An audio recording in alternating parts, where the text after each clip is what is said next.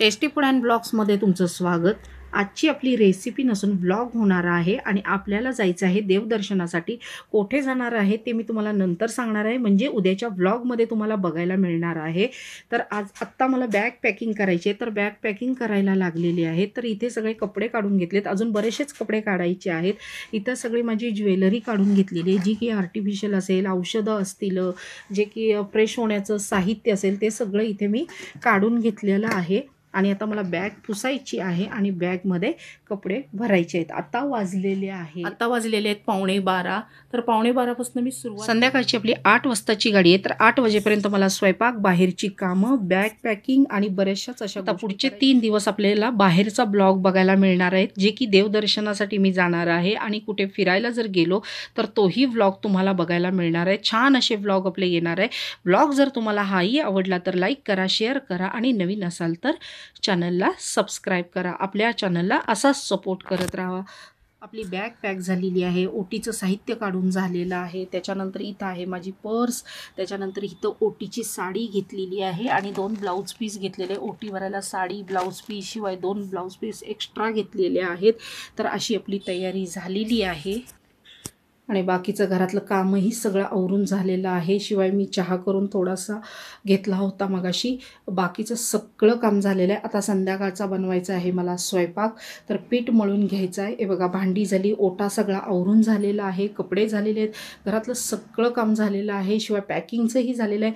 तर मी देवदर्शनाला चालले, त्याची तयारी माझी सुरू झालेली आहे। देवदर्शनाला जाण्याची तयारी सुरू झाली आहे मंडळी। तुम्हालाही यूट्यूबच्या माध्यमातून मी दर्शन घडवणार आहे।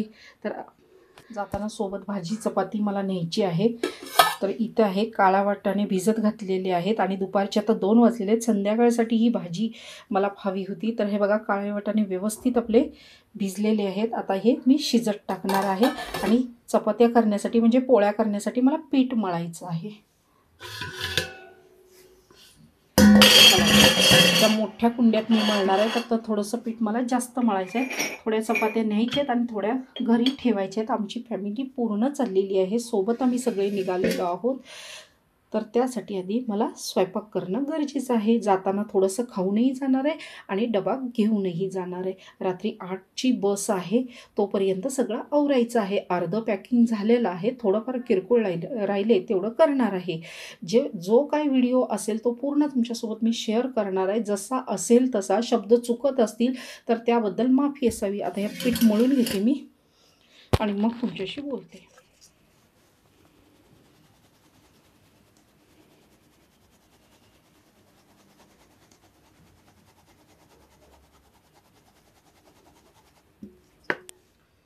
वाटाणे आपल्याला आता चांगले शिजू द्या। उकळल्यानंतर आपल्याला तेल आणि हळद घालायची आहे।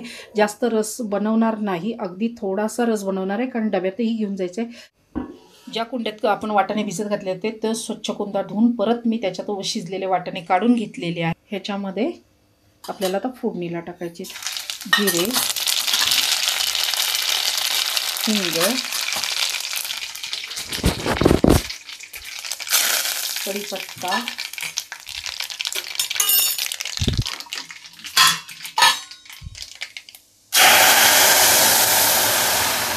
काळ्या वाटाण्याची उसळ आपण फोडणीला टाकलेली आहे। बघा, लागलं तर थोडंसं पाणी घालूया, म्हणजे कसं शिजून पाणी परत आटतं।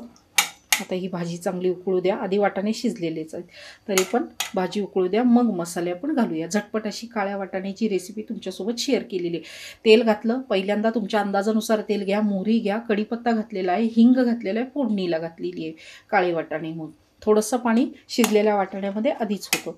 आता उकळल्यानंतर आपण मसाले घालूया।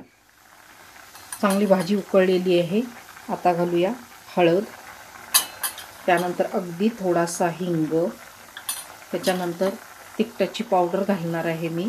तुम्ही जसं तुम्हाला आवडेल तसं तिखट तुम्ही घालू शकता। गोडा मसाला 2-3 चमचे, त्याच्यानंतर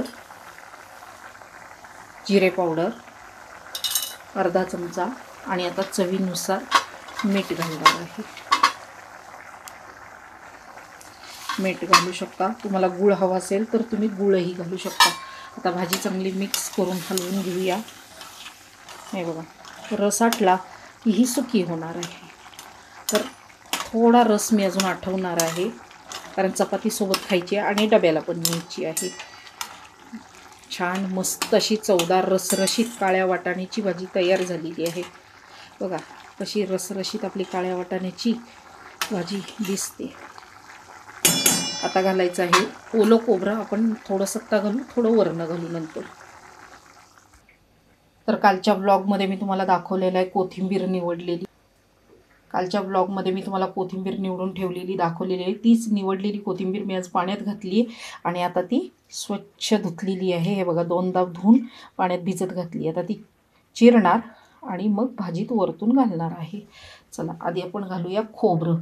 तर सकाळी मी हे खोबरं खवणून ठेवलेलं आहे.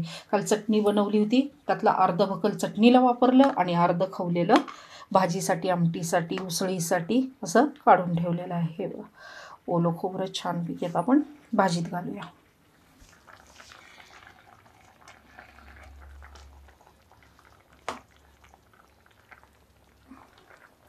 तुम्हाला जितकं आवडेल तितकं घालू शकता. तर ओलं खोबरं आपलं घालून झालं. हा कलर भाजीचा असा आहे, भाजी करपलेली नाही आहे, काळा वाटाण्याचा कलरच उतरलेला आहे. हे बघा मस्त असे गावरान काळे वाटाणे होते माझ्याकडं. छानपैकी आपली भाजी तयार झालेली आहे.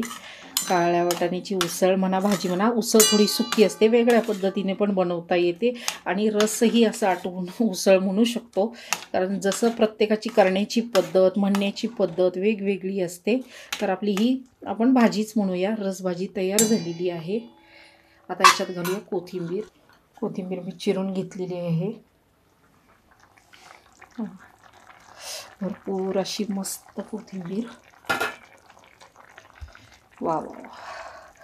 तर माझा प्रवासाला नेण्याचा डब्बासुद्धा तयार झालेला आहे आणि इथे खाण्यासाठी सुद्धा तात्पुरतं पोळी भाजी ही तयार झालेली आहे. दोन्हीही झाले, प्रवासाला न्यायलासुद्धा, इथं खायलासुद्धा.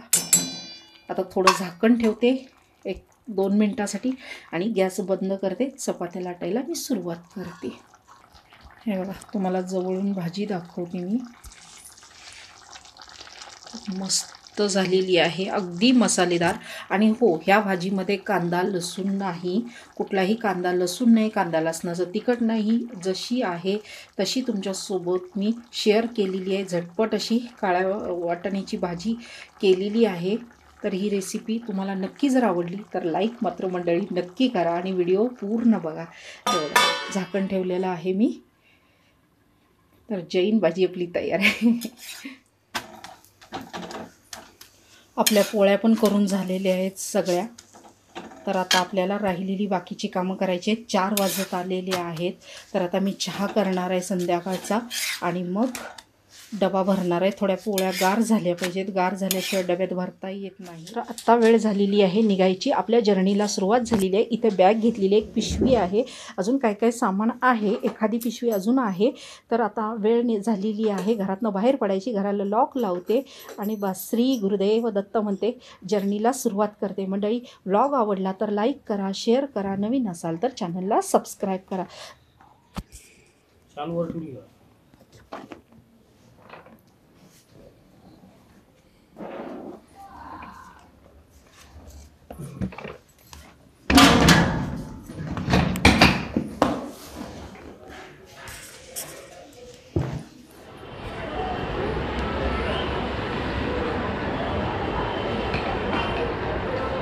आम्ही आलेलो आहे स्वारगेट स्टँडला.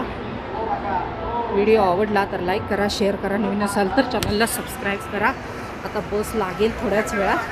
आजचा व्हिडिओ मी इथंच थांबवते. व्हिडिओ आवडला तर प्लीज लाईक करा.